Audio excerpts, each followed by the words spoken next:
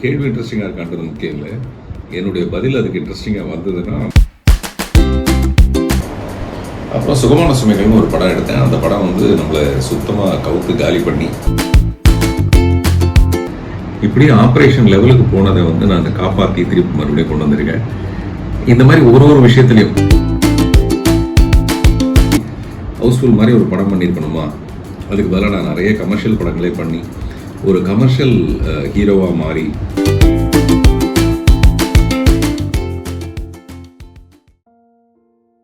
Rolling இந்த ரோலிங்லாம் கூட அப்படியே இருக்கலாம், ரோலிங் அப்படின்னு கேட்கறதுலாம் கூட அப்படியே இருக்கலாம். அது ஒரு மாதிரி எக்ஸ்ட்ரா கோவா பண்ண மாதிரி இருக்கும். நிறைய கேள்விகள் வந்திருக்கு. நிறைய கேள்விகள் வந்து இது செலக்ட் பண்ணிலாம் நான் பேசலை. டக்குன்னு அந்த கிளி ஜோசியக்கார கிளி வந்து அந்த கார்டு எடுக்கிற மாதிரி ஒரு முதல் கார்டு எடுத்தேன். அதில் வந்து டாக்டர் தஸ்லீமா கேட்ட கேள்வி இங்கே இருக்கு பாருங்க. அதாவது அவங்க என்ன கேட்குறாங்கன்னா, சினிமாவில் எல்லா ரூல்ஸையும் பிரேக் பண்ண நீங்கள் வாழ்க்கையில் முதல்ல பிரேக் பண்ண ரூல்ஸ் என்ன அப்படின்னு கேட்டிருக்காங்க. ஆக்சுவலாக நான் வந்து சினிமாவுக்காக வாழ்க்கையை பிரேக் பண்ணிட்டேன், அதான் உண்மை. சினிமாவுக்குன்னு சில நீதிகள் உண்டு.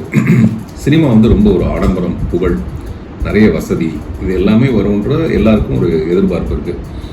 இந்த முதல் படத்துக்கும் என்னோட முதல் படம் ரிலீஸ் ஆன ஒரே நாளையில் நான் வந்து காரில் போயிட்டுருக்கேன். ஒரே நாள், அடுத்த நாள் நான் காரில் போயிட்டுருக்கேன். அந்த வருஷமே நான் ஒரு பெரிய பங்களா வாங்குகிறேன். மிகப்பெரிய திருமணம், ஒரு ஆடம்பர திருமணம் நடக்குது. இது எல்லாமே நடக்குது. பட் அதுக்கப்புறம் பார்த்தீங்கன்னா என்னுடைய படம் வந்து புதிய பாதைக்கு அப்புறமேல பொண்டாட்டி தேவைன்னு ஒரு படம், அது புதிய பாதை அளவுக்கு பரபரப்பாகலை. அப்புறம் சுகமான சுமைகள்னு ஒரு படம் எடுத்தேன். அந்த படம் வந்து நம்மளை சுத்தமாக கவுத்து காலி பண்ணி ஒரு 75 லட்சம் ரூபாய் லாஸ் ஆகிற அளவுக்கு ஒரு பொருளாதார சிக்கல். அது என்கிட்ட இருக்கிற 1 கோடி ரூபாய் 75 லட்சம் ரூபாய் கடன் அடைக்கிறது அப்படி கிடையாது. நான் இன்னும் பார்க்காத 75 லட்சம் ரூபாய், கனவா கற்பனையாக இருக்கிற ஒரு 75 லட்சம் ரூபாயை நான் அதில் இழந்துட்டு அதை சரி கட்ட பண்ண முடியாமல், அதை ஈடுகட்ட முடியாமல், அப்புறம் சினிமாவில் எப்போவுமே மார்க்கெட்டு தான். என்னை நோக்கி எல்லாருமே புதிய பாதை வந்த நேரத்தில் ஒரு பெரிய கூட்டம், எனக்கு பின்னாடி நிறைய தயாரிப்பாளர்கள். பட் நான் யாருக்குமே படம் பண்ணாமல் இந்த பொண்டாட்டி தேவை பண்ணேன். விஜயகாந்த் சாருடைய தாலாட்டு பாடவான ஒரு படம் பண்ணேன். வேறு எந்த படத்தையும் அக்செப்ட் பண்ணிக்கல, அதனால் என் கையில் படம் இல்லை.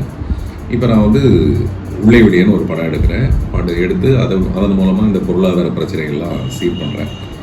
திருமணங்கிறது, குடும்ப வாழ்க்கைங்கிறது, இந்த சமுதாய அந்தஸ்துங்கிறது எல்லாமே வந்து கொஞ்சம் பொருளாதார சம்மந்தப்பட்டதும் கூட. அப்புறம் தொடர்ந்து என்னுடைய படங்கள் வந்து ஒன்று மேலே போகும், ஒன்று கீழே போகும், ஒன்று கீழே விழுந்து வாரும். இப்படி நிறைய பிரச்சனைகள் பொருளாதாரமும் எனக்கு ஏற்படும் போது, அந்த குடும்பத்தில் ஒரு சின்ன சின்ன பிரச்சனைகள் வரும்போது எனக்கு குடும்பமே வேண்டான்னு ஒதுங்கி, சினிமாவுக்காக ஒதுங்கி தனிமையை நோக்கி தனியாக வந்து உட்காந்துக்கிட்டு இப்போ நானும் சினிமாவை மட்டுமே. நிறைய வசதி வாய்ப்புகளை எதிர்பார்த்தோம்னா நான் நினைக்கிற சினிமாவை செய்ய முடியாது. இப்போ ஹவுஸ்ஃபுல் மாதிரி படங்கள் பண்ணோம்னா அது என் லைஃப்பில், என்னுடைய கரியரில் ஒரு பெரிய மாற்றத்தை ஏற்படுத்துச்சு. இப்போ கூட நிறைய கேள்விகளில் ஒரு கேள்வி, ஹவுஸ்ஃபுல் மாதிரி ஒரு படம் பண்ணியிருக்கணுமா, அதுக்கு பதிலாக நான் நிறைய கமர்ஷியல் படங்களே பண்ணி ஒரு கமர்ஷியல் ஹீரோவாக மாறி இருந்தால் காலத்துக்கு நம்ம படம் பண்ணிகிட்டே இருக்கலாம். அது வந்து தடையானது சரியா அப்படின்னு இப்படி ஏகப்பட்ட விடைகளை உடைச்சி நான் இது வரைக்கும் செஞ்சதெல்லாம் சரின்ட்டு இதுவே ஒரு ரூல் தான் நான் நினைக்கிறேன். அதாவது வாழ்க்கைக்கான ஒரு சரியான ஒரு ரூல்.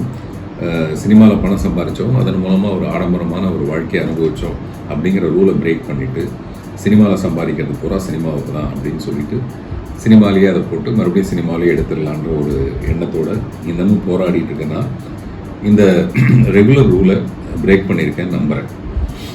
Next question.